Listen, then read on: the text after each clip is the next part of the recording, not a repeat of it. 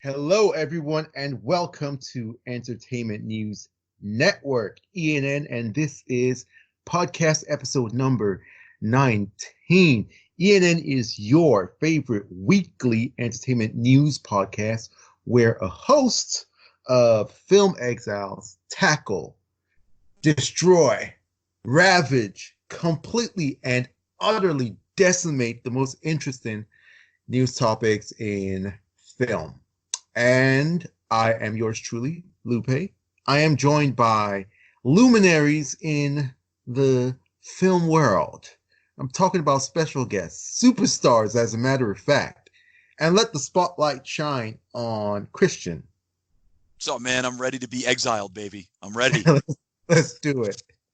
And spotlight number 2 shines on Paul. Good evening, gentlemen. I'm feeling luminary tonight. Been a bit of a scramble, but ready to go. All right.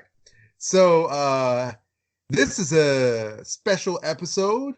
We're only going to have one news topic. It's a big one. It's breaking news, and we felt like we just couldn't do without discussing it. And that's the Sam Raimi taking over the reins from Scott Derrickson for Doctor Strange 2. But the bulk of our talk today is going to be about the slew of trailers that have come out over, the Super Bowl festivities and over the past week. So we're going to talk about Minions, The Rise of Gru, that trailer, Disney's Mulan's final trailer, Top Gun Maverick had a TV spot, Marvel's Black Widow had a new trailer, No Time to Die had a TV spot, The Call of the Wild had a TV spot, The Way Back has a second trailer. Disney Plus's Marvel shows like WandaVision, Loki, Falcon the Winter Soldier got a TV spot. And lastly, we'll talk about Spiral from the Book of Saw. So without further ado, without any more preamble and perambulating, let's get right into it. Scott Derrickson left Doctor Strange 2 over creative differences. And in the fallout that ensued, people were on the side of Scott Derrickson. Fans were a little bit bothered, fans were a little bit disappointed, and Kevin Feige looked like the bad guy. But Kevin Feige had an ace up his sleeve, I might say. And it's been announced that Sam Raimi, director of the much-loved The Amazing Spider-Man and The Amazing Spider-Man 2 movies, has, seems to be in talks, and it seems like it will be finalized that he will direct Doctor Strange 2, which will start filming in May. So, Christian, how does this news meet your sensibilities, and what do you think the prognosis for this project is? How did you feel about the project before this announcement? How do you feel about it now? Let's hear if anything changed for you. Well, Scott leaving, I said in a previous pod, I never felt was a good thing. Sam coming in is probably a good thing, to be honest. I was never sold as one of the very few MCU fans in both the Exiles, the Film Exiles, and also our sister podcast, the Exiles Network. I know that my opinion sometimes on the MCU is the minority, and I'm not going to apologize for what I like. I love the MCU as a whole, although I do believe it has its weaknesses, and some of the movies are absolutely better than others in the series. I never really believed that they were going full horror with this thing. When you listen to Kevin Feige's talks and what he was mentioning, never really fully bought into this whole full horror aspect. It's the multiverse. They are introducing the multiverse, which will probably be important to Marvel moving forward. But I'll say this. I'll try to keep it short. As a comic book fan, and that's what I am first, whether you guys agree with me or not, you hate me or love me, to me, the MCU is the best representation of the Marvel Earth 616 universe, the main 616 universe, the connectivity, the feel of it, everything. I know the knocks on it about the lack of stakes, the overall look, the feel, but in many ways that actually makes it more of a comic book series if you think about it. People dying, coming back. In the comic books, people get possessed by demons, they fight the devil, they go to hell, all kinds of crazy crap happens in comic books. So in some ways, yeah. But the biggest knock on the MCU is the fact that it is a producer-driven franchise as opposed to a creator and a director-driven franchise. And those arguments are I think, very good arguments. And if I'm going to play devil's advocate for a second, if you're going to create one interconnected universe, you probably want a similar look and feel. We can talk about allowing directors to go do their things in a different pod, but it's why outside of a few directors, the MCU has leaned on directors that are not big names, they're not big blockbusters, and they're not auteur creators. Let's be honest, they have not. You had Kenneth Branagh, you had a couple of others, but outside of that, they pick and choose people that are going to fit into what Feige's team wants to do. Well, look, you enter Sam Raimi. He's got serious horror chops, sci-fi, comedy. He's a huge comic book fan. He's directed Spider-Man movies. He loves the Silver Age of comics. So look, my last word on it is, as a fan, yeah, I'm excited to see him here. I like the fact that he could potentially be doing this, and it brings a little cachet to the MCU, especially where they get knocked. But let's not fool ourselves here, guys. All right, I'm a fan of it. Derrickson left because of creative differences. Do we really believe that Raimi is going to be left to his own devices to be quirky, to be horror? Come on. I don't think so. He's still going to have to do what Feige and the creative team want him to do. He's still going to have to say, well, following Doctor Strange Part 2, we want to do ABC, so make sure you don't kill off this character and da-da-da. He's still going to have to do that. So yes, am I excited about it? Absolutely. Do I love it because he did, in my opinion, a great comic book movie in Spider-Man 2? I think that's a fantastic comic book movie. Sure, I'm excited about it, but I think we have to temper our excitement with the fact, does the MCU really allow their creators to go balls to the wall and do what they want to do? Not really. So let's temper it a little bit and see where we're going. But yes, in the surface, I'm excited about it, but I want to hear a little bit more about what the direction of Doctor Strange 2 is going to be. And by the way, it starts filming in May. We don't have a lot of time. Yeah, true. Yeah. Paul, what do you think about the news? Okay, well, I can't really add much in terms of Marvel fandom. I got to say, I have no idea what a 616 universe is. Christian could have told me it was a 728 universe, and I'd have believed it. So I'm gonna start making stuff up. Whatever. I'm not. I mean, I've checked out of the MCU a while ago. I haven't seen their last few films, and I had no interest in this one. The one thing that did sort of pique my interest, though, was Scott Derrickson leaving. I didn't really have any sort of real appreciation for Scott Derrickson prior to that. I'd seen the first Doctor Strange. I didn't hate it. I didn't think it was great, but I thought it was less bad than a lot of the other MCU entries. But I had no real excitement level for this one. As I say, I'm out the door already. But when he left, when he basically told Feige to shove it, that sort of gained me a new appreciation for Scott Derrickson. So now and actually he was one of the people that came out and used the Release the Snyder Cut hashtag back on November 17th, I'm pretty sure. Mm-hmm. So between those two things, that gained me some appreciation for Scott Derrickson. So to be honest, my interest in this film, I guess that didn't really add to my interest in the film. It just added to my interest in Scott Derrickson as a director. But now Sam Raimi coming in, he's got a reputation as a director. He's got some great films in his filmography, and a style. He's got a distinct style, which is going to be interesting to see how that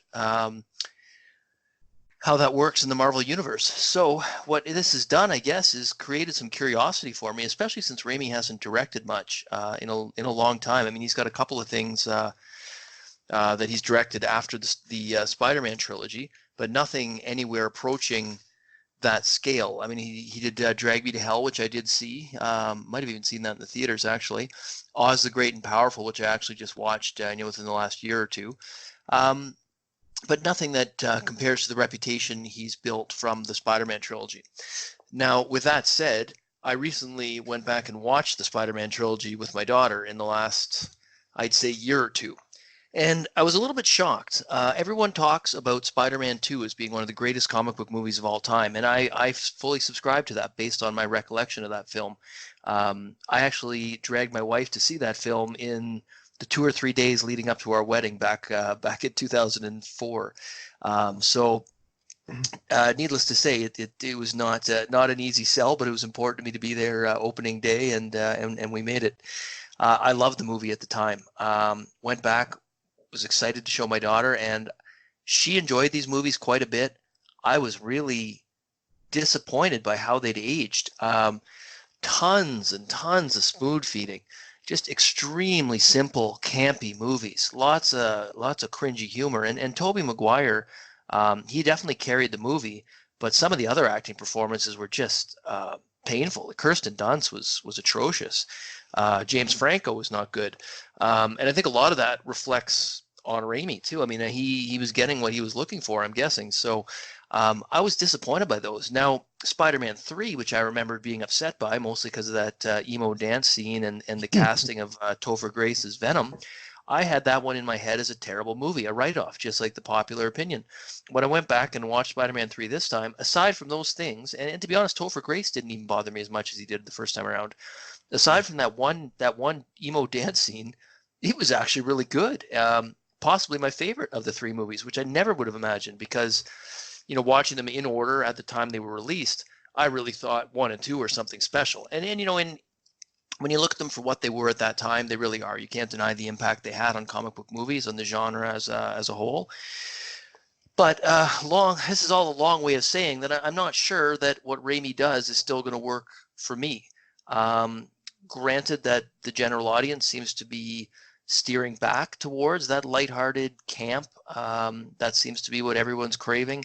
If you listen to the critics, at least, I'm not convinced that, certainly not people in our demographic, I don't think are craving that, but maybe that's what the kids like. Maybe that's because they're aimed more at kids. Maybe the spoon feeding makes it easier to digest. I'm not sure, but I would say that, long story short, I'm not convinced that Raimi's going to make a great movie. But I am a little bit curious to see what he makes, just because it's been so long since he's made something, and because I do still have a little bit of an appreciation for that. Well, I still have an appreciation for that Spider-Man trilogy for what it was in the time when it was released. So that's all I have to say. Lupe? Well, I mean, for me, what interests me about this whole thing is the dramatic turn of events, because as Paul so poetically and eloquently put in Shakespearean dialogue, Scott Derrickson told Kevin Feige to shove it. He told him to shove it. At that point, it seemed like, Scott Derrickson had all the favorable public opinion, and Kevin Feige was taking hits, everywhere. Oh my goodness, he doesn't let his creators do their thing. It's claustrophobic, formulaic. They're just puppets, blah, blah, blah. And Kevin Feige turns around and just dunks all over everyone. Like, this is like a 360 tomahawk dunk with, here's Sam Raimi, the guy who directed 2 of what people consider to be the greatest comic book movies, among best comic book movies ever made. I haven't visited them recently, and personally, don't tell anyone, but I prefer Andrew Garfield Spider-Man movies to those ones. I personally just do. You know what, Lupe? I agree with you. On rewatch, I did too. When the first Garfield one came out, I wasn't ready for them to reboot, and it affected my enjoyment of the films. But going back recently and watching them, the original Raimi trilogy and the Garfield, I thought Garfield was way better. I liked him. I like him the most now. He's actually, I dislike Amazing Spider-Man 2. I really don't like that movie, but he is actually, in my opinion, the best Spider-Man. I think he delivers the best Spider-Man performance. Yeah. Garfield. I think he does a fantastic job. I do. Yeah. Not just his performance, the movement of the character. That's very important. It's so good. The movement of Spider-Man as a character is so vital. If you see Spider-Man drawings anywhere, there is a way that the character is drawn, and the way he moves. Definitely. The way his legs will be over his arms when he's shooting his web, and his body like bends in the air. It's very iconic and unique, and I feel that no other Spider-Man movie has been able to continually like capture that. Apart from just his acting, and I like the cinematography. I like that a lot of it was in the nighttime. That was different from a lot of daytime Spider-Man stuff. But that's veering off a little bit. So what I mean to say is that I'm not as enthralled with Sam Raimi as a filmmaker as a lot of people are, but I do understand his reputation as being one of the pioneers, even if probably the medium and the subgenre have advanced further than, when he started. That could be it. It could just be that, the world is better at making these movies than when he did. However, it's the drama. It's the fact that Kevin Feige was able to turn the tide. But as Christian alluded to sort of combine what you guys said, he's not, although we see him as, a bigger director than anything Kevin Feige is, any person Kevin Feige has put behind the camera, he's not coming to make something completely original and have the creative freedom that Scott Derrickson never did. I think that where this works for Sam Raimi is that Sam Raimi hasn't had clout and a fan following and, the attention of the public on him for a while. This is a very easy win for him. It's a cherry picking layup for him. And one thing that's about making these type of films, even if you just look at it as a paycheck or a contract gig, is that now if he makes a really good, if he makes a really good, we all know the narrative, people are going to think it's the best thing ever. So you make a Marvel movie.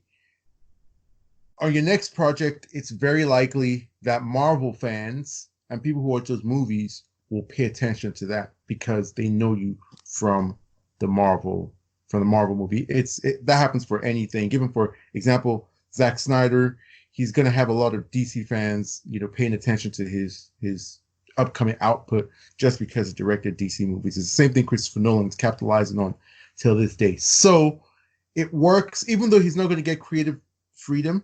I don't think he will. That's my opinion.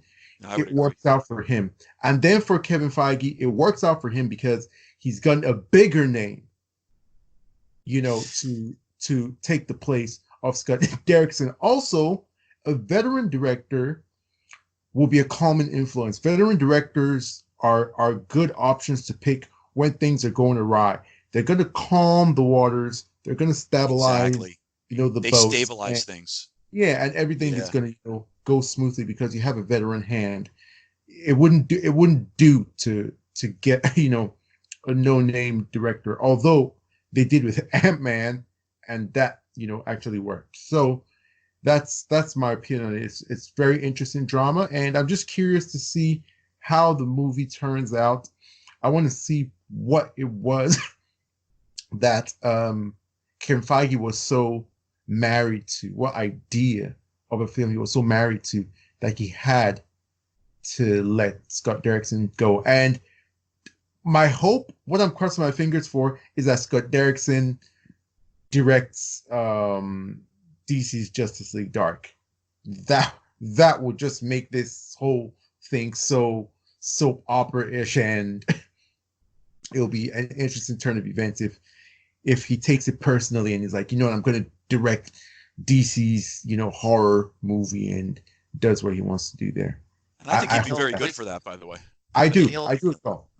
And he'll have a lot of fans that appreciate him for what he did with Feige. That'll build goodwill for any movie he does for DC if he actually does go that route. Absolutely. And I think even the most hardcore DC fans who are anti-Marvel will embrace him with open arms. I think so. So that's our main topic for the day. What do you guys think about the whole fiasco, the whole saga? Do you think Sam Raimi is a step up from Scott Derrickson? Do you think that Scott Derrickson should go direct a DC movie, or are you like, nah, I don't want to see him do that? And what do you think that Doctor Strange 2 is going to turn out to be. We'd like to hear from you guys and continue the conversation. And so we're going to dive into our massive coming soon section, and we're just going to talk about a bunch of trailers. And we'll start with Minions, The Rise of Gru. And it's directed by Kyle Balder. It's the one that directed the first Minions movie, and he also directed Despicable Me 3. Steve Carell is back as a young Gru. Taraji Henson is also acting. Jean-Claude Van Damme is in it. Lucy Lawless, Dolph Lundgren, Danny Trejo. So they're doing a whole riff on even Michelle Yeoh. They're doing a whole riff on villains and actors who play who are known to play villains in actual like movies over the years. Are going to make cameos, so that should be really cool and interesting. And basically, it's about, you know, Gru's come up as a 12-year-old with aspirations to be the greatest supervillain in the world. So let's start with Paul, because Paul, you have a daughter, and you're the guy who's our expert on family movies and family animated films. What do you think of this trailer? Do you think your daughter would like this? Do you think the whole family would like this? And do you like this? Yeah, so I'm not in love with the trailer, but I like it enough that we'll all be there probably opening weekend. We really love the first two Despicable Me movies. Those were ones that we saw in the theater. I think Despicable Me 2 was actually my daughter's first movie that she saw in the theater. We since have watched them both in the theater on those family favorites days when they bring them back. And I have the 3D Blu-rays at home, and we watched them a number of times, especially when my daughter was younger. So we love those first two movies. Minions, we all agreed, was a letdown. And to be honest, I think I've only seen it once, maybe 1.5 times, but I didn't love Minions.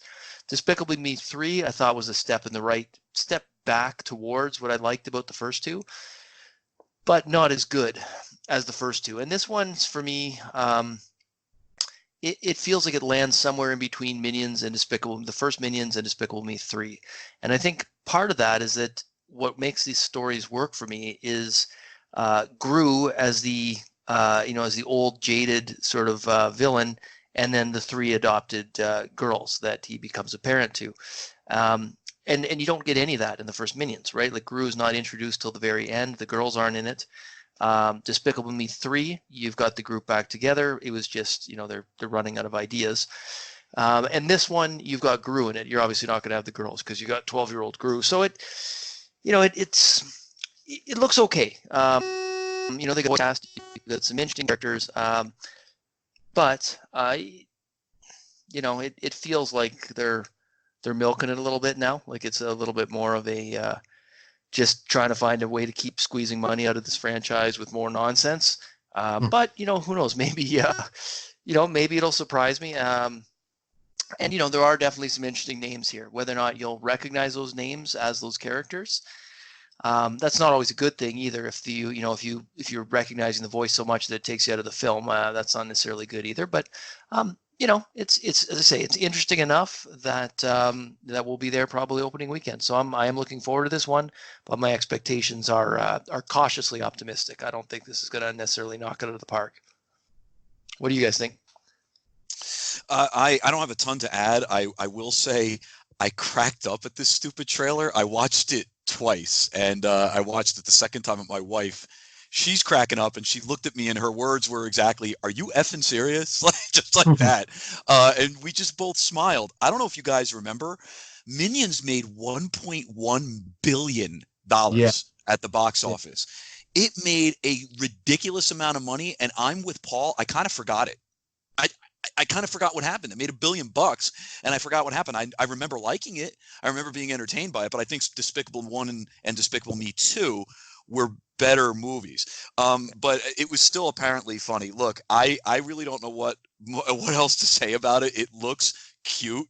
The trailer made me smile in all the right parts. There were some really funny scenes where like the big supervillains are coming after Gru as this 12-year-old kid, and they're hunting him down, and you got the dumb minions kind of protecting him, and you had the funny scene with the pet rock that really is not the pet rock. I don't know. It was good. It was funny. I don't have a family with little children, so will I be there opening weekend? I doubt it. I got to be honest with you. I doubt I'll be there opening weekend, but I can't fault any family that would bring their kids to see this. This is just, it has been a very entertaining, great family fare franchise for quite a while now, and I fully expect this one to be the same. My wife and I do go to see kids movies sometimes in the theater, and the attendants laugh at us, but I don't really care. Who gives a crap? I mean, we like what we like, and if we're gonna laugh at something, we're gonna laugh at something. And sometimes I do bring my nieces and nephews to them and stuff. I don't believe I'll be there opening weekend, but guys, this made me laugh. This looks highly entertaining. I wish it the best. I really do. I'll probably wind up seeing it on digital, but this does look very funny. All right. Well, for me, something happened to me last year. I'm not able to watch kids animated movies anymore. I just can't. Oh yeah, no. It's like I've tried. I have tried. Like I tried to watch like I finished watching the Lego Movie 2. I tried to watch the one about the superhero family. I couldn't watch it. The Incredibles? Yeah, The Incredibles Incredibles 2? Incredibles 2 is highly overrated. Very highly overrated. Yeah, not as good as the first. I couldn't watch it. I tried to watch Wreck-It Ralph 2. I couldn't watch it. The last animated movie that I really enjoyed and I thought was like incredible was the Spider-Man Into the Spider-Verse. I mean, that's next level. Fantastic. Fantastic. And I also I was okay with the conclusion of the How to Train Your Dragon trilogy. I was okay with it. I didn't think it was fantastic. I could watch it, but I can't watch these things anymore. I just can't. Some of my sensibilities just are majorly turned off by its appeal to children. Let me put it that way, because they are made so that children can appreciate them, and that is just not doing it for me anymore. I don't know what happened. Maybe someday I'll get back into it, but I saw this. Maybe I giggled at some things, and the characters are very cute, very, very, very cute and adorable. I think it'll be great for kids, and if I had kids or was going to take nieces or nephews, this would be one that I would gladly go to. But for me, I can't. I just can't, and it's a miss for me. That's all I got to say. And I think even though the first Minions made a ton of money, I actually think this has a bit of an uphill climb. I do. I think it's, as funny as I found it, I just think it has an uphill climb. Go ahead, Paul. I was just gonna say, I agree with you. The first Minions doesn't have a great reputation. I don't know many people that really like that movie. It made its billion and change off the goodwill from Despicable Me 1 and 2. It burned some of that goodwill, and Despicable Me 3, you could already see the price being paid a little bit. And I don't have the box office for that one handy, but I'm pretty sure it was less than Minions. I think what's kind of become clear from these films is that the Minions, and there was this concern was expressed, even before the Minions movie came out, is that the Minions work best in small doses as supporting characters. Mm-hmm. When you try to make them the star of the show, they have trouble carrying it, right? So I mean, you did have other characters in Minions. It wasn't like they were the only character. You had was it Tina Fey was in Minions? There was a big name actress in the first Minions. It might have been her. Yeah, I could be wrong on that, but there was someone that was big name in it. And this time they've gone overboard. They've got, like Lupe named them all off, in addition to Steve Carell, who's back as Gru. So you've got a lot of distractions from the Minions. So hopefully they'll be used more effectively in smaller doses in this one than they were in the first one. And I did just check the box office for Despicable Me 3. It made $1.035 billion, which was about 0.125 billion less than Minions. So not significantly less, but less regardless. Number one. So I think this one does probably have a little bit of an uphill climb. So we will see though.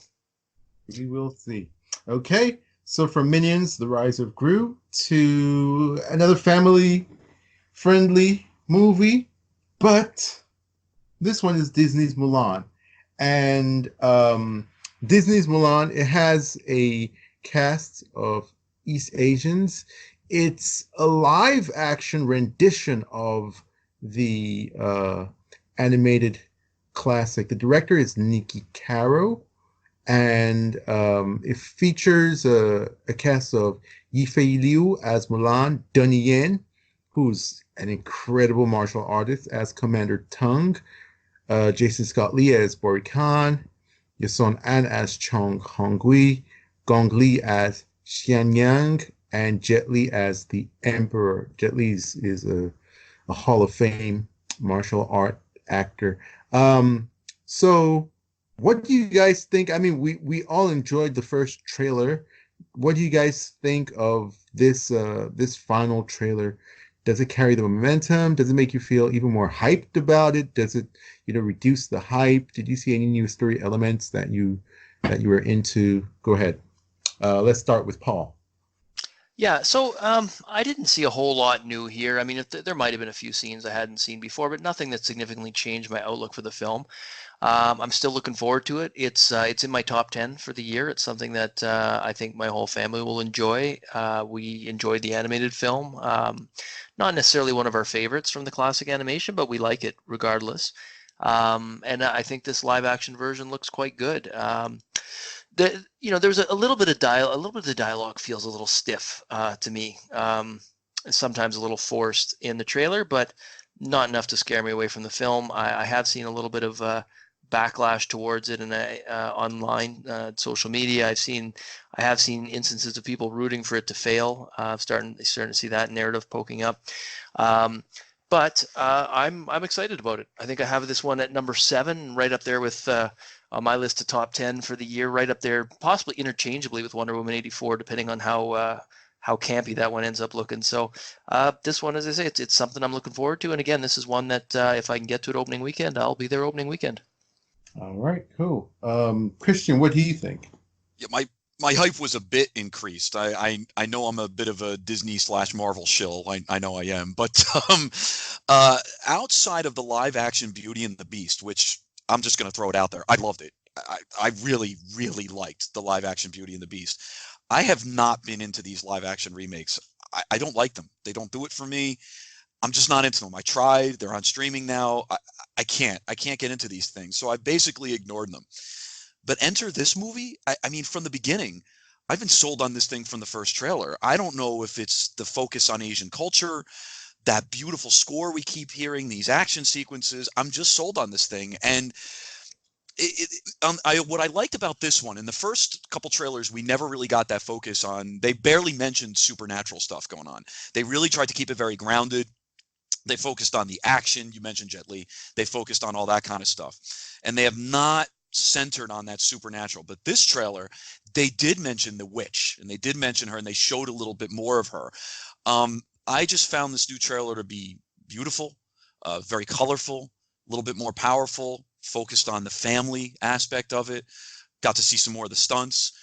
I think this is an opening weekend watch for me. I'm surprised at myself because I got to be honest. Like I said, I have not been sold on these live action remakes, and this time I am. I want to see this in theaters too. I don't want to see this in streaming. I want to see this thing on the big screen. So count me in. Disney did something right with this one. For some reason, this one's clicked in my mind and has really touched on something that not only me, but when we saw, I had my whole family and there were a bunch of friends that were over to watch the Super Bowl, and we all looked at one another and were like, wow, we really want to see this movie. So they did something right. Count me in on opening weekend, Lupe.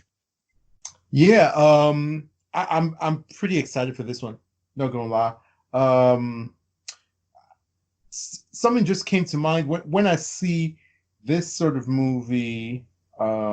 Also Togo, also The Jungle Book, and the live action Beauty and the Beast as well. I feel like this is what Disney should be making. This is like the best stuff that Disney does. They're taking these fairy tale kind of stories, fables or myths, and giving it that family friendly treatment, but with a bit of, I won't say gravitas because that's not what they do, but there's an emotionality and a heart to it. But then you can see that there's a bit of danger, and it leans young adult. So it's not childish, but you can't say it's like, mature, R-rated in any way at all. It looks fantastic, and this trailer made me even more excited. This trailer highlighted an aspect of it, the feminist aspect of it, as we could see she was having dialogue with the villain, the female villain. There's a host of villains, but one of them is a female, and they both find this sort of common ground in being that they're both women, in these, male dominated and driven groups. And I thought that was that's a dope angle for them to use to drive home some of the themes of the Mulan story. The action looks spectacular. The cinematography looks good. There are no campy, weird jokes that you tend to see in some Disney movies. It seems to be treated with respect, sincerity. There seems to be danger,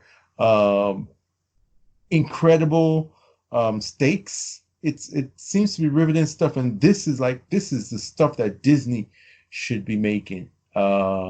This is the stuff that shows how good they can be at what they want to do. Just because you want to make family friendly movies doesn't mean that it has to be campy. I don't want to go too hard on them, but almost campy theme park ride, almost brain dead stuff. That's I can be very harsh on Disney, but I have my reasons for it. I feel like this is this Mulan is this trailer. I haven't seen the final product, but this trailer is an example of what Disney can do and how good they can be at what it is that they profess that they want to do. It's not like Marvel hasn't done it before. The Winter Soldier is a great example of something like that. I always point to the Winter Soldier.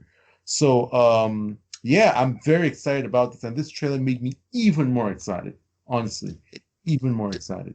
Don't forget, Disney did Tron Legacy, right? If they could do Tron Legacy. Yeah. Disney did Tron Legacy, although I feel like that was some kind of glitch in the Matrix. But yeah. They still do a bunch of things that are quote unquote right. But the problem is they are a lot of times focused on the end product and the marketing that they're going to get out of that, as opposed to the story that they're trying to tell.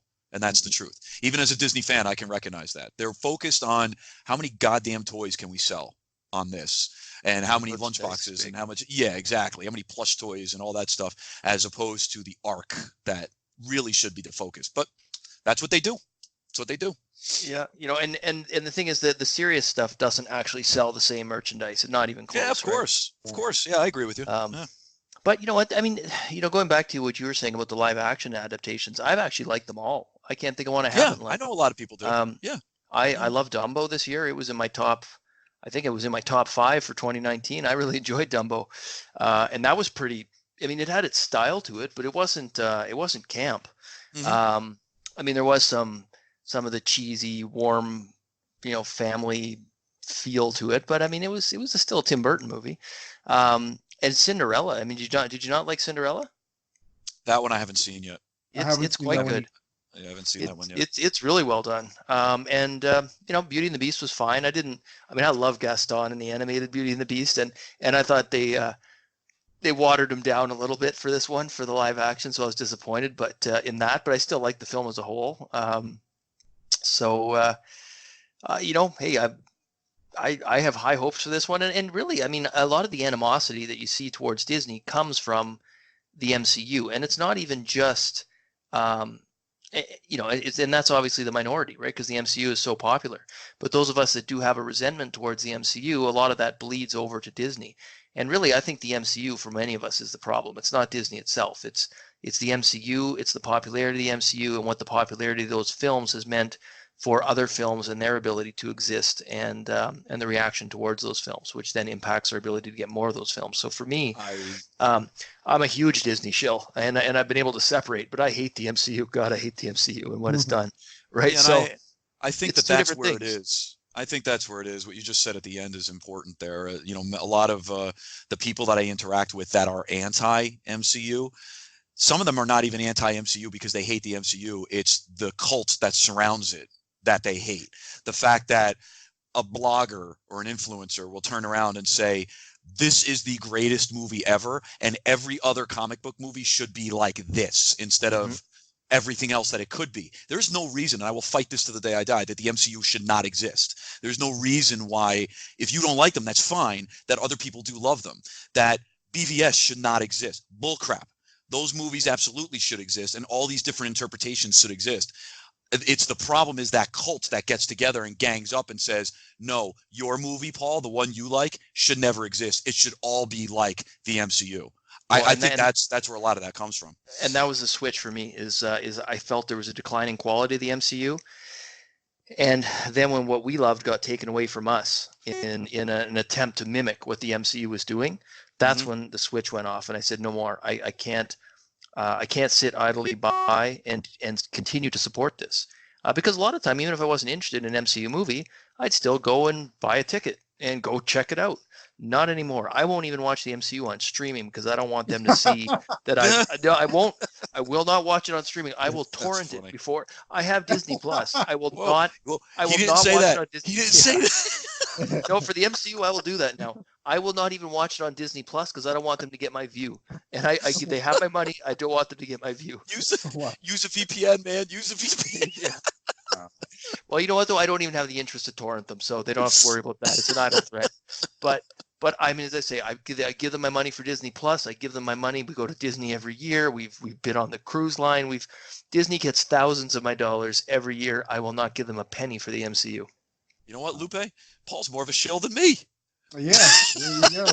Well, I will let you guys know that my problem is with Disney. It's not just with the MCU. No, I know with Disney. I know but that. I'm not gonna. But this is not the time of the place. No, I know. To get into it, and everyone is free to do as they will. My personal opinions and my personal preferences have nothing to do with what you guys do or anyone else does. And I love you all, and I respect everyone with their own choices. Let's all get along, even though we have differences in opinions. Let's all remember that all our mothers are Marthas, and we can all get along. Don't feed the trolls, Lupe. You hear that, Star Wars fans? Get along, damn it. Sorry. Hey, how great does Duel of the Fates sound? Oh my goodness. Moving on. For the record, I love the Rise of Skywalker. I loved it. I loved it the second I got to the theater, and I still love it today. And I'm not moving off that. All right. So the next trailer we're going to talk about is Top Gun Maverick, and this one was a very, very brief trailer. So it was a TV spot at the Superbowl from Paramount Pictures, and obviously this one is starring Tom Cruise, directed by Joseph Kosinski, the director of Tron Legacy that Paul just referenced, the director of Oblivion. He also directed this amazing movie with firefighters. I forget the name of it, but it's highly underrated. It has Miles Teller. Only the Brave, yes. Only the Brave. It has Miles Teller, Jennifer Connelly, and Val Kilmer as well returning. Yeah. So let's start with Christian, because I know this has a huge nostalgia factor for you. What do you think of this? It's very brief. Very brief. But what did you think of it? Very brief. A little bit more powerful. I noticed they leaned away from the nostalgia factor. And by the way, I'm not saying that's a bad thing. I'm not saying that's bad. They went a little bit, because the first trailer they had the really cool theme, the guitar riff and everything, and that was going on behind the scenes. And this time they leaned a little bit more into Maverick potentially facing, I believe, a court-martial and a dishonorable discharge, and it's interspersed with that heavy breathing as he pilots his jet. I mean, and he's going ridiculously fast. So did this change anything for me? Absolutely not. It didn't give us too much more about the story. It still seems like he has to come back and train. He was a Top Gun trainer apparently at the end of the original movie. He became a Top Gun trainer, and he's got to come back now and train a younger group of kids. I have to say one thing though: where the hell is Iceman? If I don't get some Iceman in this movie, I'm going to be really, really upset. I know Val Kilmer's like a fat old guy now, but he's in the cast on IMDb. He's in the cast, dude. He's in the cast. You just made my night. I haven't seen him yet. I can't confirm, but I saw him in the cast. I heard a dirty little rumor that like he's going to be in flashbacks, and basically the coffin that you saw in this quick trailer is him. And if that happens, they're going to kill me, guys. I'm going to have a heart attack during the movie. I'm going to have a serious problem. But yeah, you're right, Lupe. The nostalgia is high with me on this. I mean, this, and by the way, they're bringing back some of the 80s crap again, right? The guys are like hanging out with their shirts off and they're all muscular and they're playing volleyball, and you got rock and roll playing. I'm interested too in seeing some of the really cool stuff they can do with special effects with the planes that they could not do in the 80s, because basically they used like some stock footage and they did a couple of other things in the 80s. Now you can really recreate what it's like to be in a dogfight. I'm really looking forward to that. So yeah, I know it's nostalgia. Yeah, I know we're going back to a franchise like Fast and the Furious and like Marvel and like everything else. We're going back to another franchise, but count me in, man. This is my childhood. I want to go back to it. So yeah, I'll be there opening weekend. I love you, Tom Cruise. I love you. I'll be there. All right, Paul, what do you think? Yeah, so when I first heard this was coming, my first thought was, and I hate to go down this road, but who asked for this, right? I hate when people say that about movies I like, but really that was kind of what I was thinking. It's like, really, they're going to try and resurrect this now? And I thought, why would you do that? Just let it be. And then I thought, well, you know what? Tom Cruise is probably going to be in it, and I really like Tom Cruise. He's rarely in a movie I don't enjoy. And then I heard Joseph Kosinski was directing it, and I'm sold. I mean, Tron Legacy is definitely one of my top 10 favorite films of all time. Boom. I love Oblivion. So I haven't seen Only the Brave yet, and that's only because of the subject matter. I've often thought about watching it, and then it's just never really been in the mood, right? Because I'm a science fiction fan first and foremost, and I love Joseph Kosinski as a science fiction director. That being said, I do still want to watch Only the Brave at some point. So they had me at Kosinski and Cruise, and then when I saw the first trailer, it does look like there's a lot of nostalgia. It looks like they're reliving a lot of the same scenes, but the little bit you get of him in the fighter jet reminds me what's so exciting about the whole idea of piloting a fighter jet, and going back to being a kid and building models. And my dad loved planes and build models and taught me to build models, and so I've always loved fighter jets. Never, there's never anywhere near my reality to pursue piloting one, but I think we can all sort of imagine ourselves in that moment in the film, right? So that's as close as most of us are ever going to get. So I think it looks great. I mean, the trailer looked. It didn't give you a lot, but it gave me enough to maintain my interest, maybe ramp it up a little. But as I say, they already had me at Kosinski and Cruise and the little bit of footage that we saw, and I'm looking forward to it. It's in my top 5 for the year. Yeah, for me, Joseph Kosinski is one of my favorite directors. He's not like I usually talk about my top 7. I don't know, 7 is just a number that sticks to me, but if I expand it just a little bit more, he's right on the cusp in terms of visualists. He's highly underrated, one of the absolute best out there, and I've dubbed him as the best sci-fi director. If you want to see some of the incredible stuff he's done, go look for the trailers for I think it's the Oblivion video games. You guys know those video games? Oh yeah. He did some cinematics, some ridiculously amazing like sci-fi, Great cinematics in those games. Absolutely. I knew nothing about that. I'm going to do that as soon as we're off this. It's very, very, very short stuff. So it's not like you're watching a movie like 3 minutes or 5. I think it's done to one's 3 minutes, one's 5 minutes. Freaking ridiculous. And one thing I loved about this TV spot teaser kind of thing is that it showed iconic image after iconic image. I just love those images where you just see Tom Cruise's shadow, his silhouette, and he's sort of like meditating or thinking, and it's just and you get that great profile of like his nose, that Tom Cruise nose, and the spiky like 90s hair. Damn. Kosinski's gonna bring it, and obviously the dog fights, the I mean, it looks fantastic. You get the thrill of flying at hyper speeds, supersonic speeds. Absolutely.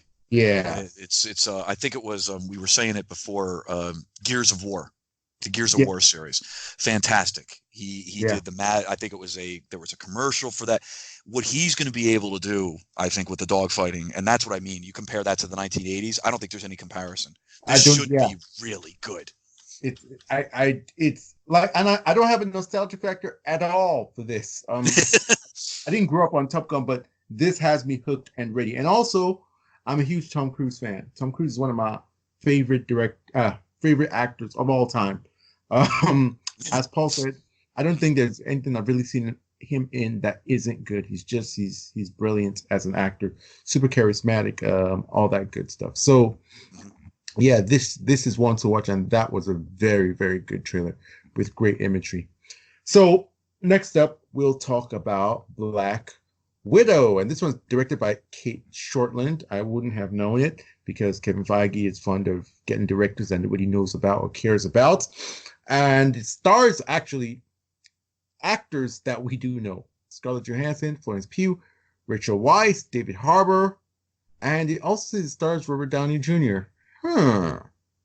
So, guys, what did you think about this trailer? It wasn't a long one. It seemed that there was a bit more dialogue in this one. Let us in a little bit more into like what the synopsis would be. There's something about, family, and people think Avengers are her family, but there's another family that she had. So what do you guys think about this trailer and the progress of the film? We'll start with let's start with Christian, our resident MCU expert. Well, I was excited when they first announced this movie, and I still am. All the marketing for this movie is very Winter Soldier-esque, and it's Winter Soldier-esque in a good way. Now, I know, unfortunately, I still believe Black Widow was kind of done dirty by the MCU, and yes, she did have an emotional goodbye, and she sacrificed herself in Endgame. But the big funeral and the big goodbye was to Robert Downey Jr. and Iron Man, and that's fine because this universe for the last for the 10 years has focused on him. It's all been around him. But she was so important. She was such an important part of their family, and what they always have tried to focus on with her was getting the quote unquote red out of her ledger, that she had kills and she had done horrible things in her past that she truly felt guilty about. And it was one of the most important things of her character. And after the Winter Soldier and after the events of what happened in Civil War, it was hinted at very slightly that she had to do something else, that she had to be somewhere else, that, look, she really is one of the very few non-superpowered members of the Avengers. And in a world of gods where people can beat the crap out of each other and blow the planet up, where do you need an assassin for? And it seems like in this now, with this new trailer spot, that they're going to focus on potentially stopping other young women from becoming Black Widows, from stopping this Black Widow program, from sterilizing young women, from turning them into tools, turning them into assassins. Now, how deep is the MCU going to go? That remains to be seen. We really don't know. But we got to see a little bit more flashes of her interacting with that quote-unquote family, the people that were so important to her in the past, to stop something terrible from happening to another group of women. I like this. It reinforces why I still think this is going to be a very good movie, a la Winter Soldier. Will it be as good as that? Maybe not. Who knows? But I am absolutely still excited for this, and I want to see what Scarlett Johansson can do in one of these movies as Black Widow by herself, without having to rely on the Avengers around her. She is a strong enough actress and she's a strong enough character to do this. And she is going to be the star of this. Yes, it is going to be a little bit of a piece with all these other people around her. And who knows? Yeah, we'll get a Robert Downey Jr. He'd be alive during this time. And yeah, Nick Fury would be alive during this time. But my hope is that they would not focus on that, on the Avengers. Fine. Remind us that she's part of a wider universe. This movie better be focused on her. I'll stop it and throw it to you and Paul. So far, the marketing has been focused on her. And this little 30-second spot didn't really change that.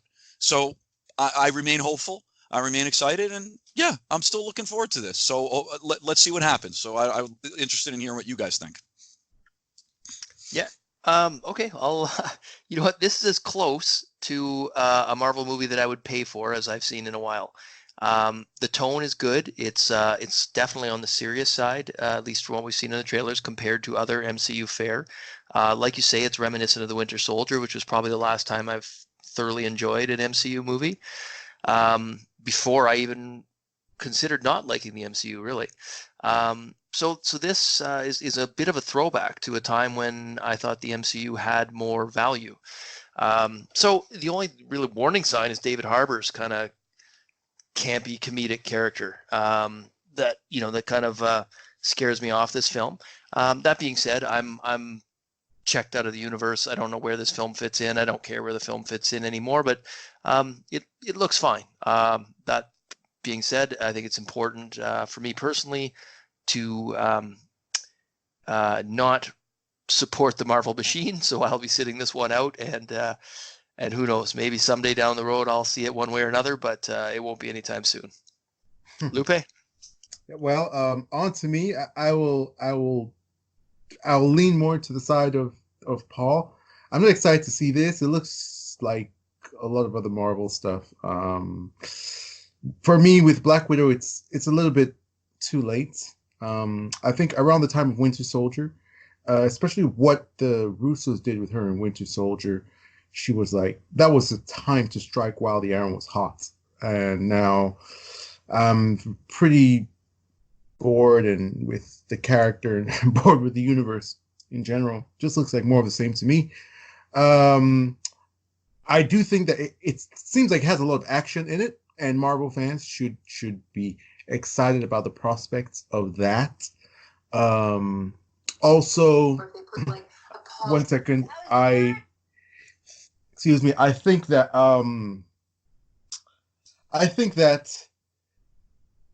David Harbour in it, he'll be a sort of comedic character, and Marvel fans tend to like that. So there should be a lot of laughs there for Marvel fans.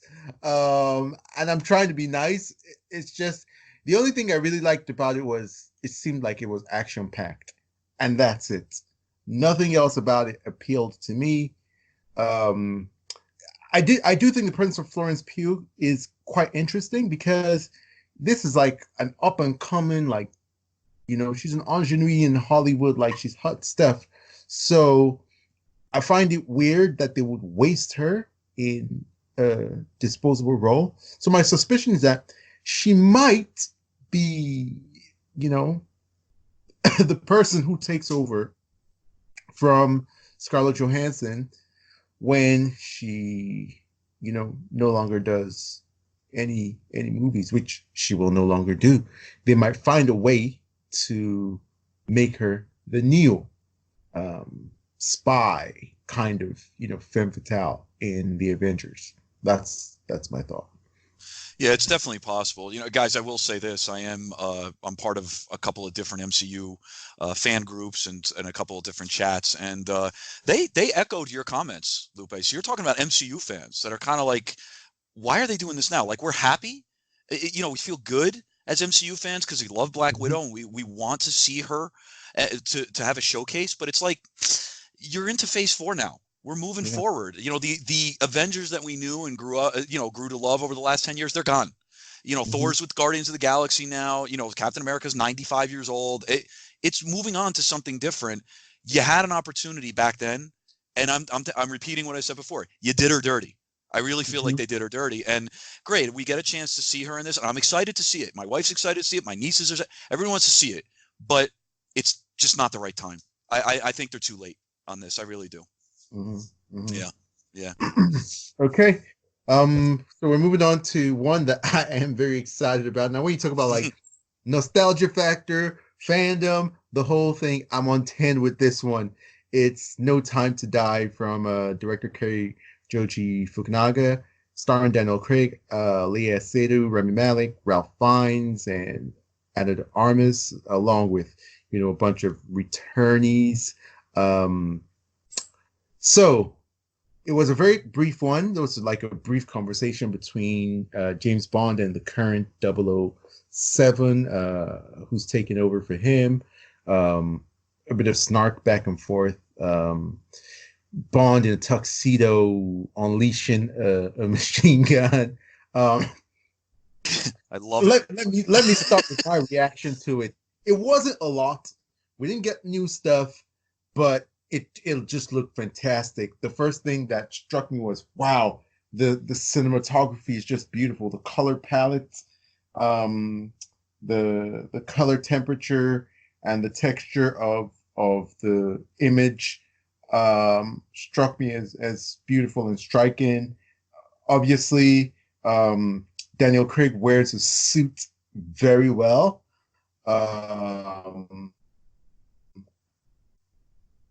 I'm not sure how is to do as this double O agent. She seems to be cocky and confident, but I'm not sure if she's charismatic because you have to walk the line between being cocky and confident and being charismatic, being likable. And I'm not sure how she's pulling that off. And I just hope that she doesn't come off as an unlikable character. I'm really rooting for her to be someone who is liked and appreciated, not an antagonist that's an annoyance and someone who wants out of the way. But if her presence is a way to kind of workshop what a female Bond would be like, I've already said my answer is no. And I'm going to keep on saying it because the recent female spy movies haven't been supported. And so until there's a real appreciation for females doing action movies, leading action movies, until then I will not support them taking the place of an already established male action franchise. So with that being said, I'm super hyped. April the 2nd cannot come soon enough. I'm going to be lining up at the theater. Even with nobody lining up, I'll be in line and they'll be like, dude, there's no line. I'll be like, it's okay. I'm going to be there. I can't wait for this movie, and everything about it looks fantastic. I just hope that the story is good. I'm not sure about Rami Malek's villain. It looks like it's a bit much with the weird mask and this skin silly thing. And then also the return of Blofeld seems a bit too much. It's almost like everything is grounded and those elements just seem a little bit too ridiculous. But I'm hoping that everything comes together. It looks fantastic. That's my reaction. What about you, Kristen? You know, Malik's character is a bit of a callback, though, to early Bond villains, like back in the Roger Moore days, you know, and stuff, and some of the really crazy villains that they had back then. So I'm with you. It's a little outlandish, but it's kind of like, you know, I can deal with it because we haven't had too many of the villains in the Daniel Craig era that, you know, like, what's his name, Oddjob and Jaws and you know, the rest of them. So we haven't had like too many of them. So it might be interesting to see what they do with that. I agree with you, Lupe. This new trailer is, once again, it's beautiful. Coloring looks great. Daniel Craig looks great. Action looks awesome. Very small little part in the trailer, by the way. Is it Nomi? Is that the name of the new character, the new 00? And she says something like, you ever flown one of these before? And she's like, nope. And then you see like that little plane, right, that drops out of like the bigger plane. And she's the one steering it. If you notice, she's steering it into action. They are absolutely 100% trying to put the focus on her. And they keep saying, and like this trailer said, this is the Bond that will change everything. I agree with you. If they want to give us a 00 agent, a 00 female agent for the future, who will support James Bond, who can be his equal, who's a badass, maybe she can have a spinoff. Totally cool. I'm 100% behind that. I think we can do it. Great. Don't replace Bond with a woman. Don't do it. Why do we need to replace? We can just enhance. She will bring something to the table. There's no reason to take Bond away and turn him into that. So my hope is, I'm with you. I hope that's not what they're forcing. And to anybody listening to me, I'm not saying I'm against a female spy franchise. I think she could be a kick-ass 00. She could be 008 or whatever. the point is I don't think she needs to replace Bond. I think she can just enhance what he brings to the table. So I think that's a little bit of what they were going for here in this trailer, but I'm with you. On their opening weekend, I married a Bond fanatic. She is a nut. I was a Bond fan before her. She has only made it better. I really like Daniel Craig. I think he's better than Pierce Brosnan. He's absolutely a step up from what we got before. His movies have been better, except for GoldenEye was a great movie. His movies have been better than Pierce Brosnan's movies. So bring it on. This is the last one. I hope this is a fierce goodbye to Daniel Craig. Yeah, I agree. All right. Paul, what do you think? Yeah, so I mean, I've always been mildly interested in this one. I'm not a huge Bond fan, but I've enjoyed Daniel Craig as Bond. I've enjoyed most of the Bond films. I'd actually say Daniel Craig's been my favorite Bond. I did like Pierce Brosnan back in the day as well, but I think I like what Daniel Craig brings to the role. It's gonna be sad to see him go, but it's probably it's probably getting to time. I never finished Spectre though. And that kind of turned me off the franchise. I tried a couple times, fell asleep both times, and maybe that's a me problem. Maybe it's the movie. I don't know. But this trailer, like I think you guys pointed out, made some good points. I mean, the cinematography, the color palette, the color temperature, all those things. It's what I like in a film. Visually, it's what I like. These films have always had good action. I've enjoyed the tone of them. So I'm getting more, as this one approaches, I'm getting more excited about this film, and actually to the point where I might go back and give Spectre one more try. Now, I was going to ask your advice. Spectre, I don't think is widely loved. I don't know if it was necessarily disliked, but would you guys go back and rewatch that one before this one, or do you think that's going to sour me for this one? Should I just go in and watch this one? Yeah, I think you don't need to. I don't think you need to. The first thing is that it doesn't. There are a few story elements, I guess, that will tie in. So I guess you should, but just watch it, bearing in mind that it's not the best representation of what the franchise has been, what it can be. I think you should watch it. There are some story elements that will carry over, especially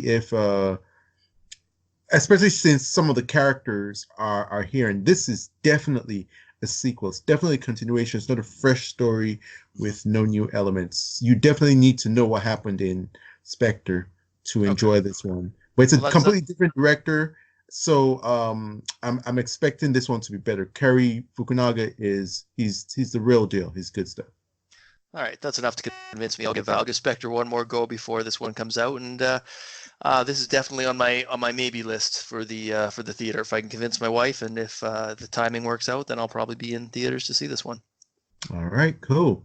Next trailer we'll talk about is The Call of the Wild, and this one's another TV spot, and it stars Harrison Ford, Karen Gillan.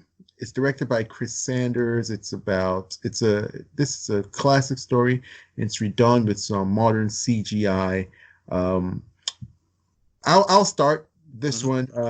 It has some of the same problems I had with the last one, although they're a bit more mitigated. So in the last one, the appearance of the dog was just way off. It was just absolutely horrible. Really was bad. It was really bad. So I think that they were very proud to be like, hey guys, see, we've improved the CGI. It's better. And the CGI is better. The dog no longer looks weird. However, you can still tell it's a CGI dog. You can tell from the way it moves. It's a bit weightless. It moves too quickly, too fluidly. Like its joints are made of rubber and its tendons are springs. And I don't think it needs to be.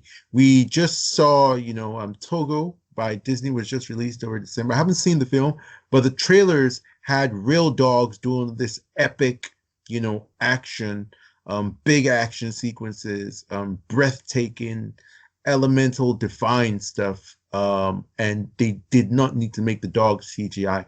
The immersion was a lot better. And even though it was just trailers, I felt the weight of the stakes and the truthiness of the story a lot more than this.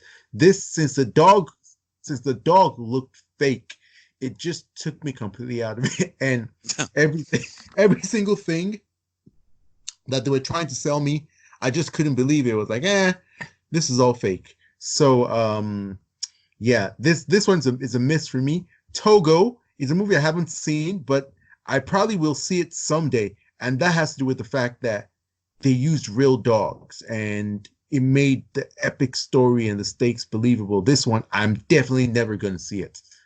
It's not going to happen. So that's how I feel about it. What do you guys think? Let's start with Paul. Yeah, so like you, Lupe, I was a little put off by the dog in the first one. It felt to me like, for all the whiners complaining that the animals in The Lion King were too realistic, and you might as well have just watched a documentary. You needed to see the animals emote more, because God knows people love emotion, even when it's unnatural and overboard. It seemed like this was the answer to them. Say, here's your overly emotional photorealistic animal, and it just took me right out. It was bad. They've addressed that with this trailer enough so that even though you can recognize that there's still some CGI in the dog, it doesn't take me out of the film anymore. And I think I might actually give this one a chance. Now, is that going to be in theaters or is that going to be streaming? That depends entirely on whether my daughter takes an interest in the trailer. So if their marketing targets my child to the point that my child wants to see it, then I will be there. If not, I will watch this one when it comes out on. This is a Disney movie, right? So it'll come out on Disney Plus at some point, I'm assuming. So it's technically, it's 20th Century. It was 20th Century Fox, now 20th Century Pictures. Yeah. So it's maybe somewhat debatable. It's not Disney. I don't. Well, it's 20th Century, so it's either going to come out on Disney Plus or they're going to stick it on Hulu. It's going to be one or the other. Yeah. I feel like this one might end up on Disney Plus. I mean, they've got Avatar and some of the other. I'd actually have to check what else aside from Avatar is 20th Century or Fox on there, but this feels like the kind of thing that probably will end up on Disney Plus. I mean, obviously, I'm just speculating, but you know what though? There is some of the cinematography in this is impressive. Like there is, you could make a case that it's worth seeing in theaters. And who knows? As I say, maybe I will, but that's going to be dependent on my daughter. But at least they've won me back enough with this trailer that I'm open to it again. So unlike Lupe, who's seems to be dug in that you're never going to see this film, I will give this one a chance at some point, one way or another. But I do agree with you that Togo had more realism and more weight. Interestingly enough, though, when I tried to sell my daughter on Togo, the realism and the fear of what was going to happen to the dog prevented her from wanting to watch that. She's not interested in realism where anything bad might happen to an animal. Mm-hmm. Oh, and therefore we have not seen Togo. So I would still like to see Togo, but if I'm watching it by myself, I just haven't found the time to do that. But yeah, no, I agree. Togo for me looks better.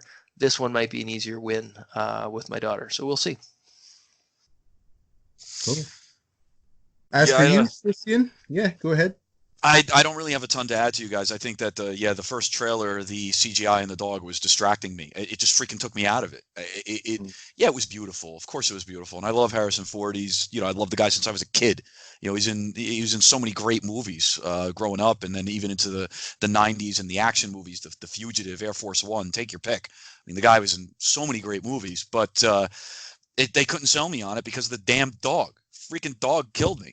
And we got this spot where it looks better. Cinematography is great. Music is beautiful. Absolutely beautiful.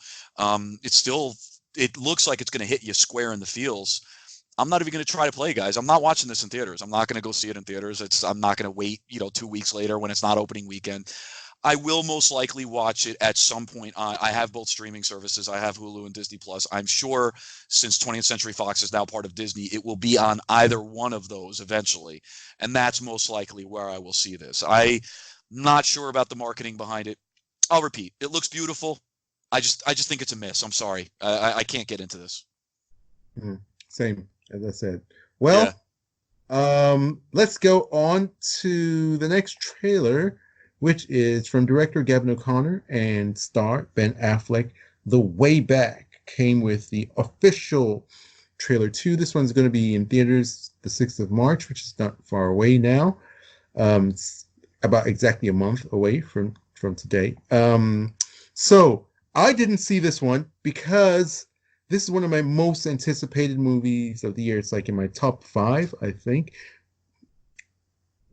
Close to, Tenet and Army of the Dead. So, guys, what did you think about it? I'll have to live vicariously through you guys. Let's start with Christian. This trailer was beautiful. I don't know how else to say it. I was pleasantly surprised by this. This is the second trailer. Lupe and I talked about this off the pod, and the first trailer, it was one of those things where I like kind of watched it, but I wasn't fully paying attention to it. So I watched it and was like, okay, whatever. And I'm not going to play. I have always been a bigger fan of Ben Affleck behind the camera as a director, as opposed to in front of the camera. I've never felt that he is a great actor, and he's been turning me lately. Movies like Argo, I saw him in The Town. So there's been a couple of movies lately where I've been like, yeah, you know what? Okay, he's worked on his craft. And this movie definitely, trailer, I will say, made me more of a fan. It looks like he's going 100% into this performance, which, by the way, seems to mirror his real life struggles, doesn't it? With alcoholism and things like that. So This guy he's tapping into himself with this. And it looks very heartfelt. The music enhanced the trailer. It only enhanced it. The relationship that he seems to have with the kids, pushing them to win, having the kids question themselves. I was getting not teary-eyed, but I was getting the feels watching the trailer, and we're not even into the movie yet. So count me in. And this, by the way, count me in as somebody this was off my radar, not even a blip on my radar screen. And you guys pointed it out to me, and I thank you both for doing it, because I really now am very much looking forward to this movie, and I hope it's as good as what the second trailer sold us on. And I really hope that Ben Affleck can be that guy that I saw in the trailer, because I really was moved by just this minute and 20 seconds or whatever that we saw. I'll throw it to Paul, but yeah, guys, count me in. I'm pleasantly surprised by this. All right. Yeah, no, now this is not typically the kind of movie I would go see in a theater, and I probably won't go see this one in the theater either. This is something that I would watch on streaming. It's just that type of film, but I think it looks great for what it is. I mean, it's it looks like a great performance from Ben Affleck. This particular trailer, actually, I don't know if anyone else caught it, but the score in the beginning of the trailer was very reminiscent of Man of Steel to me. For some reason, it just triggered that memory in my mind. Absolutely was. Absolutely was. I agree. And that really sort of piqued my interest right off the bat. But what interests me about this, and you've stated, it's a relationship with his father, it's his relationship with alcohol. There's the redemption story, which are all interesting. The sports aspect of it I find a little cliche, especially at the end where he's talking about they might be more talented us, but they don't know how to get knocked down and get back up. I don't buy that so much. Everyone deals with adversity in their life. Everyone has to get up from something. Very few people get through life unscathed. So this idea that you're just gonna have, like, only you could tap into your resiliency falls a little flat on me, because I think everyone has some level of resiliency when pushed. I guess the question is, how much do you care? More so than how resilient are you, right? So maybe if this team cares more, the winning means more to them, then I could buy it. But it's not like one team's resilient and the other team's not. So that took me out of it. But otherwise, I love this trailer. I think it looks genuinely emotional, and I think I'm really going to enjoy it when I sit down to watch it, which will probably be on a streaming service. All right, cool. Yeah, my feelings towards the project are pretty much set in stone. Somebody could come and say, it was the worst trailer that I ever saw. It was this, blah, blah, blah, blah, blah. And I'll be like, oh, really? Yeah, I'm going to be there day one. So, yeah, I'm pretty excited to see this one. Sadly, we get it in the UK 1 week after you guys get it in the US. What's all that about? That ain't fair. That really ain't fair. But regardless. I've already booked a double date to see it. And yeah, when it comes out, definitely we'll have a review for our listeners. And we'll probably even maybe go into a spoiler cast. I really can't wait. I think it's going to be the first great drama of the year. That's what I'm pegging it as. It will start off. Good. Yeah, it will start off my awards kind of conversation. And that is an opportunity to plug the fact that we dropped our 2019 awards, indie / prestige films roundup and 2020 Oscars preview on our podcast channels and on our YouTube channels. So you really should go check that podcast out. It's a collaboration between our podcast, The Film Exiles, and another film talk outlets called Pop Culture Reviews, and it's I did it with a lady called Brittany.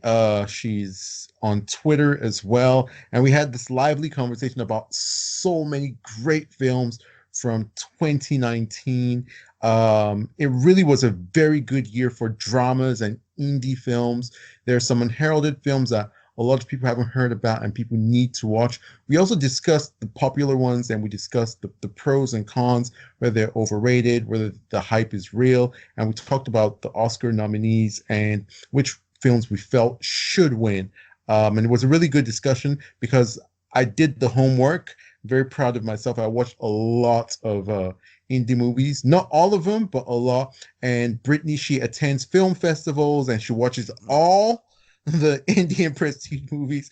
I wonder where she has the time. She even just came back from Sundance 2020 a couple days ago. So that conversation, trust me, one, it's an entertaining one. We had a very lively and easy flowing discussion, and it's so informative. If you love films in any capacity, it's something you definitely should listen to. So I hope you guys pay attention to that. And from there, we will roll into our next trailer. And this one was for the Disney Plus Marvel offerings. And they rolled all of them into one trailer. And it's for The Falcon and the Winter Soldier, WandaVision, and Loki. It wasn't a very long trailer, but they really dropped some gems. And there's quite a bit to talk about. So let's start with our resident Marvel expert. What do you think about this? What are people saying in the Marvel fandom? How is this meeting your sensibilities? Yay, I get to be a fanboy one more time. Yay. That's good. Marvel Studios, I think, has made it clear that they are focusing on streaming. That's pretty clear right now. We're only getting 2 Marvel movies coming out in 2020. One's a prequel. Yeah, it looks good, but it's a prequel. And the Eternals, I don't think we know too much about, but if they dip into that fantasy, sci-fi, political family genre mix like the comics are, then I think it's going to be very interesting for us Marvel fans.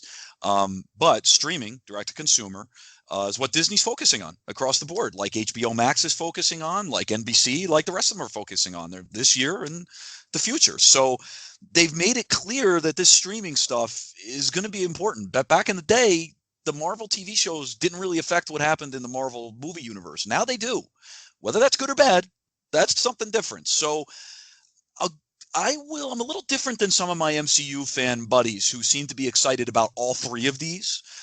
I'm not as excited about Falcon, Winter Soldier, and Loki as I am for WandaVision. That's the one to me that intrigues me the most. Now, Loki's Marvel's best villain. Marvel's got a villain problem. Their villains all suck. They stink. Now, Thanos, Infinity War Thanos, not Endgame Thanos, he's a good villain. He's a great villain. Killmonger's a great villain in Black Panther, but he's dead. So yeah, he's gone. I mean, and they wasted him in that. You know, he could have been fantastic moving forward, especially with the commentary that he brings with post-colonialism in Africa and everything, and his commentaries on race. I think would have been fantastic, but he's gone. So also, now Loki. Go ahead, continue. Also, Robert Redford's villain in The Winter Soldier was so good. Pierce in the comics, he's a mastermind. He's a mastermind, and having him pulling the strings behind Hydra, which is controlling Shield, and they wasted Claw. Claw he's great in the comics. In the comics, yeah. Yeah, he's gone. He was fine. We love Andy Serkis. He's great, but gone. They have a serious villain problem here. And you're right. They go off and they kill Pierce, who could have been a great villain moving forward if they wanted to. Now, all right, Loki's dead. But this Loki is actually the one from the time travel shenanigans in Endgame. So he's the Loki from back in the original Avengers. So he's still a dick. He's still a jerk.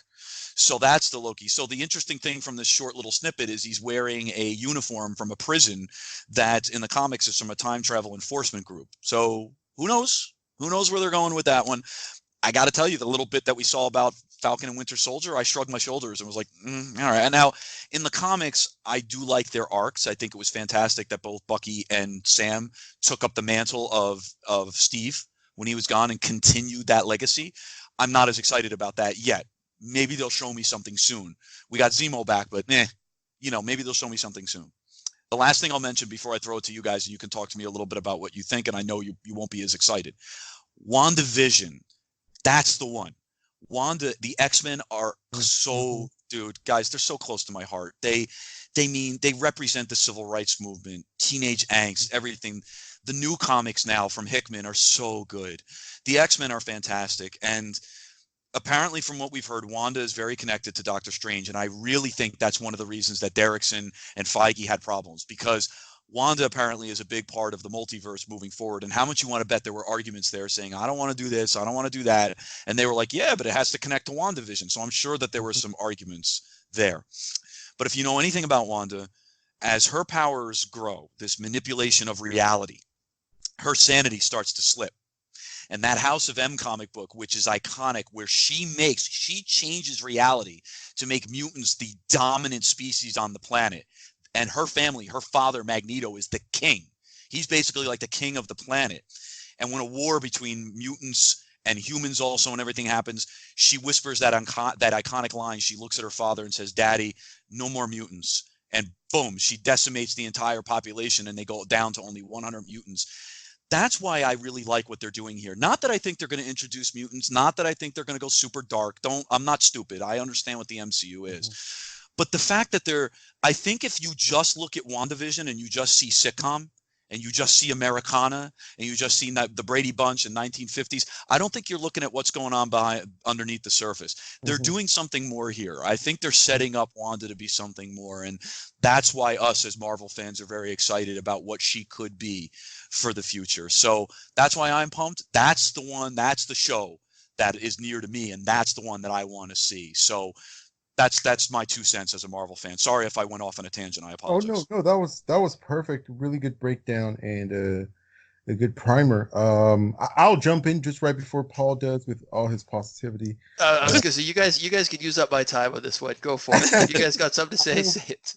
Paul is bursting at the seams with positivity, and so I know he's quite offended that I jumped in. But I'll say I wasn't too excited by the Falcon and the Winter Soldier stuff. If they're smart, they'll make it like super politically charged. Thank you. Yeah, I'm not sure if they have. I don't think they will. Yeah, they don't have the balls or the intellect to do it. I'm sorry to put it that way. Both ways are like what Damon Lindelof did with Watchmen. That takes guts. That takes guts, and it takes someone who's just vibrating on a really high frequency to be able to pull that off. I don't think that they dedicate those kind of resources. That's not their primary directive when it comes to making Marvel stuff. They're not there to alienate anyone. They're not there to really challenge anyone. They're there to make entertainment that's going to appeal to the broadest audience possible. So I'm not too hyped about that. The Loki one, I've never really been enthralled with Loki as a character. It's been very obnoxious to me. I don't like characters who are cocky and not charming. And to me, he is not charming and he's super cocky. I've never ever gotten the love for Loki. I've never gotten it because that's the way I see him. He's just like a high school jerk. Yeah, he's a jerk. Like a rich kid kind of high school jerk. That's just what he reminds me of. There's nothing appealing about him to me. But yeah, I know a lot of Marvel fans like him. A lot of females like him. But so that's that whatever. But the Wanda Vision, that looks interesting. I'm not sure if I'll watch it. I'll wait to hear from people I trust because it's hard to find opinions that are trustworthy on Marvel. But that looks very interesting because I know it's not just they're in it's a sitcom. I know that there's the reason why it's a sitcom is it's some sort of like Truman reality bending, insanity, trapped in a Stepford Wives kind of loop type of thing. She's devastated by the death of Vision, and she's trying to bring him back, and she's trying to create this perfect reality for herself, and that's probably going to mess her up. It's going to screw her up. And the way, like, you know, they flip between, like, you know, different realities and different, that looks really interesting. And I just hope, I hope against all hope that they can be very clever with it, and they can be very creative and really go to wild, crazy places, take interesting risks, and just flip the medium, flip the subgenre on its head. Because that's one thing that superheroes and fantasy storytelling gives us the ability to do, because you can mess with the rules of physics. You can mess with the very fabric of reality. You're able to go in the most creative places. So when you see things that have that ability but don't do it, it frustrates me to no end. That's why, like, I don't know why this comes to mind, but in Batman v Superman, you know, we got the nightmare sequence. That was never fulfilled in the terrible Justice League that we got. And as a matter of fact, I'm hearing that we don't get the full repercussions of that even in the Zack Snyder one, because, you know, Jeff Johns and the studio made him rewrite and cut things, and they had to, you know, rejigger a lot of things after, you know, the uproar from haters after BVS. And that's an example of how we have the ability to do these fantastical, crazy things and go in such wild, crazy directions, and you don't do it. That's the most frustrating thing.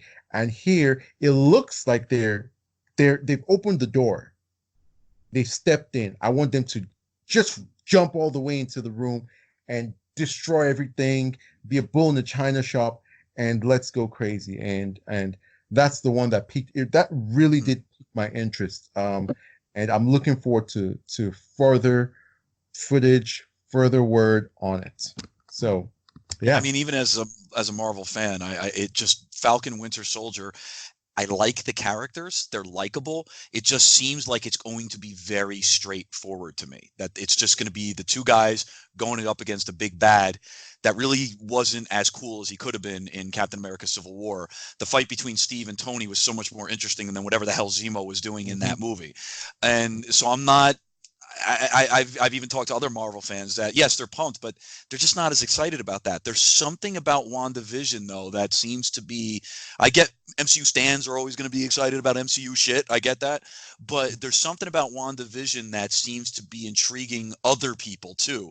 So hopefully they do it right. I agree with you. I hope they do it right. And this is something very interesting that I'm going to say. We have always criticized Marvel, the MCU, for looking TV-like. Now, I will say this. That's a bit of an exaggeration. Marvel looks better than TV. Sure. Definitely. Sure. Now, does it look much, much, much better than TV? I don't think so, because especially since Prestige TV has come around. But it's interesting because these TV iterations look like Marvel stuff. Yeah, but they still have the same look. I'm not going to say they look like TV. But what I'm saying is that it's interesting because we have a situation where a lot of critics of Marvel felt that their offerings on the big screen are not as cinematic as they can be. Right. But then the stuff that they're putting on TV is just as cinematic as the stuff that they're putting on the big screen, and it looks more cinematic than your average TV. So it's interesting how it works to their favor in this instance. That's what I'm trying to say. Yeah, the lines are starting to blur a little bit there. They definitely are. The lines are, because it definitely it looks it looks like the stuff that they put on the big screen, and it looks better than standard TV. Like this is not like CW stuff. It's not even in the league. Like, you know, it's not a downgrade. And what we're seeing is not a downgrade from what they do on the big screen. So that works in their favor. Probably does. In this instance. Yeah, it does. But unfortunately, I still feel that on the big screen, they're not as cinematic and interesting visually as they can be. But that's an interesting thing that I noticed. Okay, so the last trailer we're going to talk about, apart from if Paul has anything positive to say. No, you guys did a great balanced job of breaking that down. I don't think I have anything of value to add to that. So, Okay. so let's move on. Let's move on. All right. So the final one we're going to talk about is it's a Saw sequel. So the massive Saw franchise that was started by James Wan and shepherded by him. It's his claim to fame, actually. So Chris Rock and Samuel L. Jackson are starring in this one, and it's called Spiral from the Book of Saw. And Spiral refers to the insignia of the games master of Jigsaw. And the synopsis, let me read a bit of the synopsis. It says, a sadistic mastermind unleashes a twisted Spiral form of justice in Spiral. The terrifying new chapter from the Book of Saw. Working in the shadow of an esteemed police veteran, Samuel L. Jackson, brash detective Zeke Banks, Chris Rock, and his rookie partner, Max Manganella, take charge of a grisly investigation into murders that are eerily reminiscent of the city's gruesome past. Unwittingly entrapped in a deepening mystery, Zeke finds himself at the center of the killer's morbid game. All these allusions to Spirals being in the center. Spiral is produced by the original Saw team of Mark Berg and Oren Coles. So, guys, let's start with Paul. What did you think of Spiral from the Book of Saw? And do you think that this is it like a prequel? Is it a sequel? Is it in the same world? There's a bit of confusion as to where it lies in the franchise, if it's a reboot or what's going on. If you could add some clarity to that. Oh, you're gonna put me on the spot with that one, eh? I don't know the answer to that one. I've watched all the Saw movies. I've enjoyed them. I've found them. They all kind of blend together, and I once I watch them, they're kind of flushed from my mind. I'm trying to think of how many Saw films there actually were. The last one was Jigsaw, right, in 2017, and prior to that we had Saw 7, the final chapter. So 2 movies ago we had the final chapter.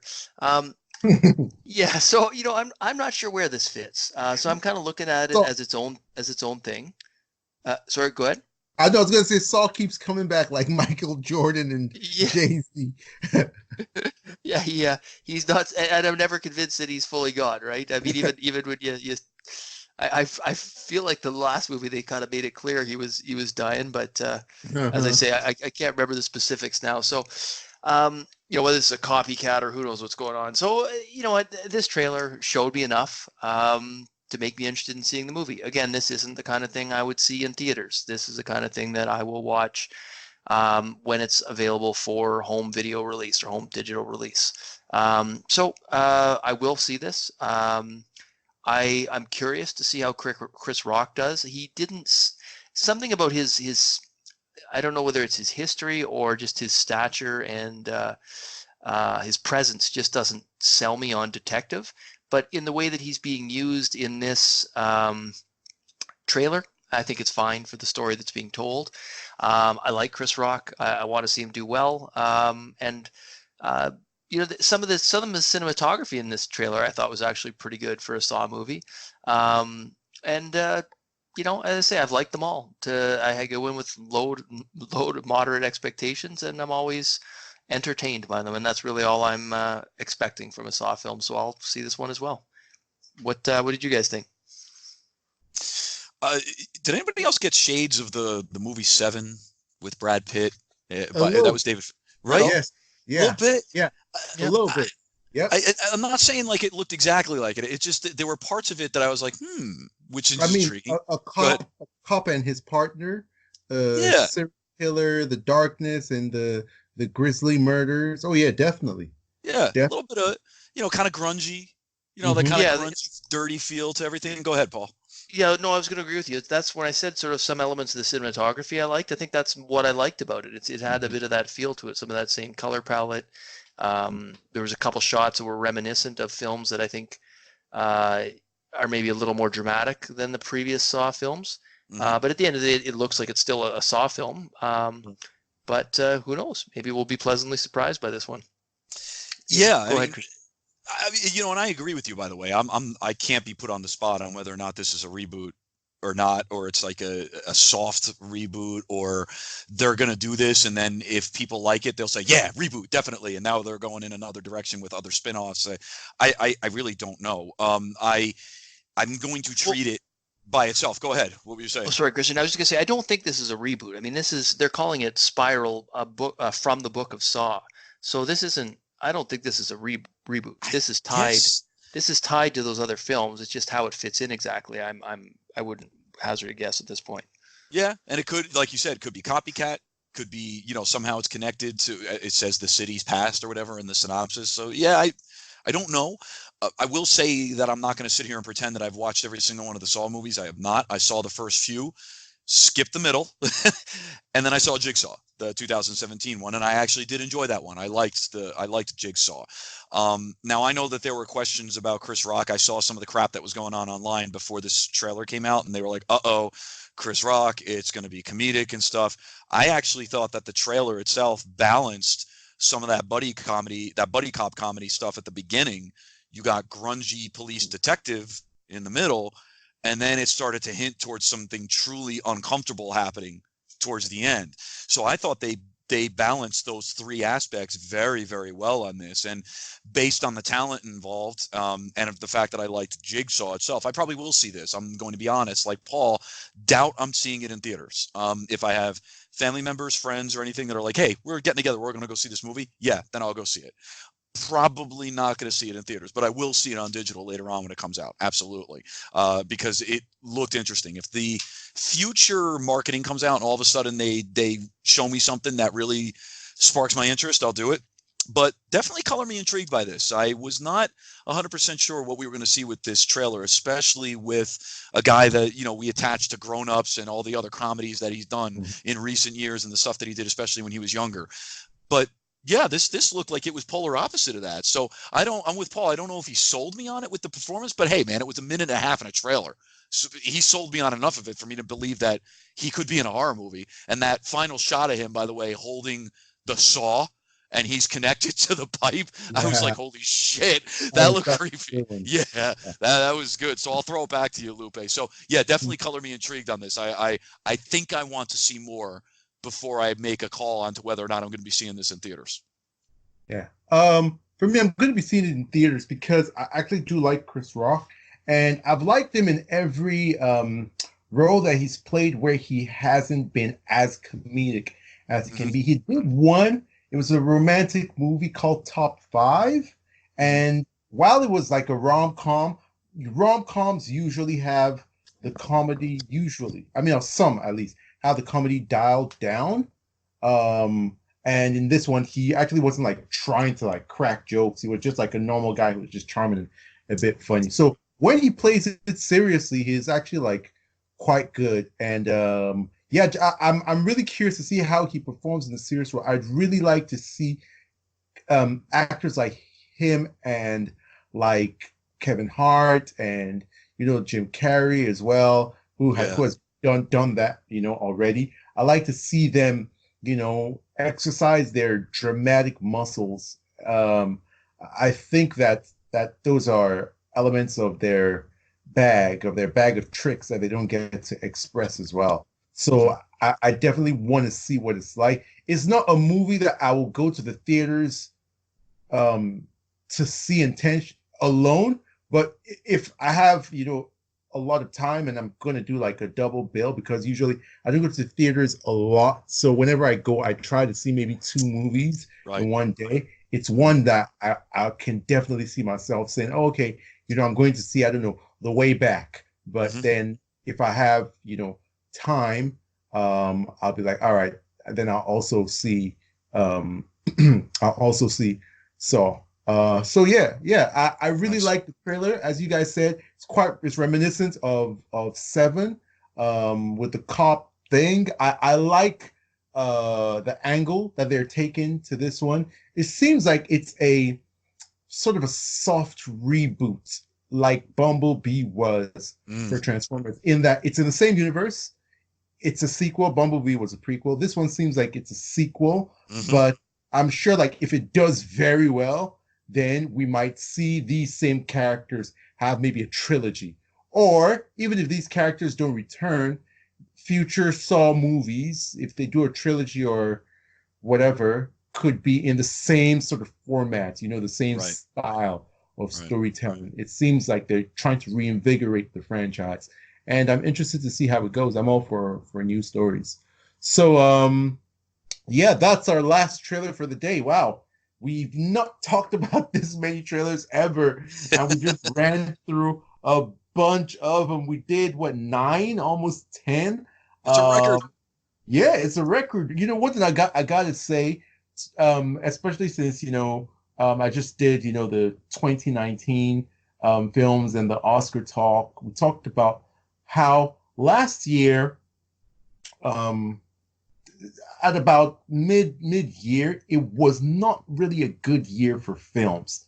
Hmm The biggest thing we were talking about was Endgame. I'm talking about, this was about the time that maybe July, once Upon a Time in Hollywood had come out. Even the previews for the movies coming out, it wasn't so exciting. Like there were a lot of like flops or mediocre films or disappointments. But then it ended up being a super excellent year in films. Like the prestige dramas, the indie dramas that we got are just some of the best stuff that I've ever seen in years. Um, and it's different this year. The amount of films, good films that seem to be coming out, it's really, really, really incredible. So I Definitely. hope that all these films live up to their promise, and I hope that they're good. I hope that they don't disappoint.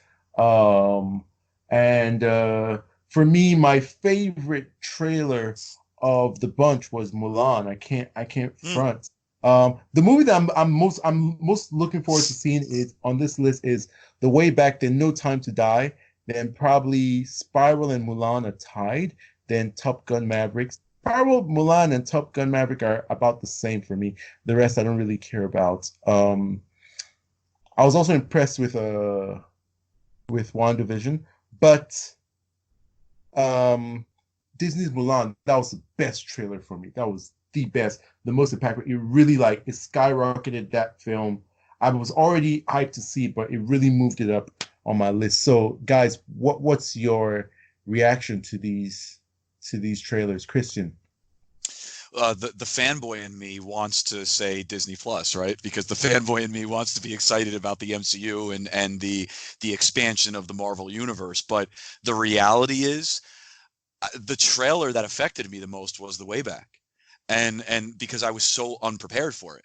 And when I watched it, I was unprepared for how I would feel after seeing the trailer. And I know you guys can make fun of me because I felt that way, but it just touched me. I don't know why. It just did. And maybe it's because we know about Ben's background, and I don't know. Mhm. But either way, I was touched by that trailer, and I really liked it. And it was the one that surprised me the most. And it's definitely the one that was my favorite of the group. The most beautiful trailer was Mulan, hands down. Most Mhm. beautiful trailer, definitely. The others were great, but some of them were very short. Top Gun was short and just kind of Mhm. enhanced what we know. No Time to Die enhanced what we know. Call of the Wild, eh. you know, Mhm. but there was something about Mulan and the beauty of that just told at least to me that I think I'm making the right decision by being that an opening weekend movie. But yeah, guys, the Way Back definitely has to be my favorite trailer of the night. All right, cool. And Paul, what about you? Yeah, let's make it unanimous. Well, I guess not unanimous. Christian's wasn't favorite wasn't Mulan, but for me, Mulan was my favorite. But they already had me. I mean, I was already sold on this film, so it didn't really move the needle much for me because I was already going to be an opening weekend attendee. So looks great. Nothing changed that here. I also liked the little glimpse we got of Tom Cruise in the cockpit in Top Gun Maverick. Kind of I guess reinforces that. the impression I have in my mind that Kaczynski and Cruz are going to pull this out and make this a good film.